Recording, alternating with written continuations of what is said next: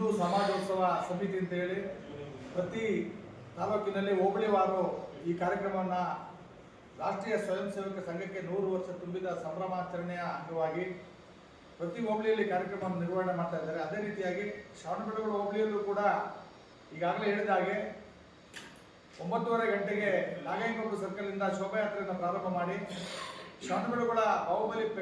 polytechnic ಕಾಲೇಜಿನಲ್ಲಿ 11 ಗಂಟೆಗೆ ಎಲ್ಲರೂ ಕೂಡ ಜಮಾವಣೆಗೊಂಡು ಅಲ್ಲಿ ಎಲ್ಲ ಹಿಂದೂ ಬಾಂಧವರನ್ನು ಒಗ್ಗೂಡಿಸಿ ಅಲ್ಲಿ ಬೃಹತ್ ಸಮಾವೇಶವನ್ನು ಏರ್ಪಡಿಸಿ ಈ ಒಂದು ಕಾರ್ಯಕ್ರಮದಲ್ಲಿ ನಮ್ಮ ವಿಶ್ವ ಒಕ್ಕಲಿಗರ ಮಠ ಮಹಾಸಂಸ್ಥಾನ ಮಠ ಕೆಂಗೇರಿ ಶ್ರೀ ನಿತ್ಯಾನಂದ ಮಹಾಸ್ವಾಮೀಜಿಯವರು ಮತ್ತು ಕತ್ರಿಕಟ್ಟ ಮಳೆಯಮ್ಮ ಆಧ್ಯಾತ್ಮಿಕ ಕೇಂದ್ರದ ನಮ್ಮ ಗುರುಗಳ ಚಂದ್ರಶೇಖರ್ ಗುರೂಜಿಯವರು, ಬ್ರಹ್ಮಕುಮಾರಿ ಸಮಾಜದ ಮೋಹನ್ ಕುಮಾರಿಯವರು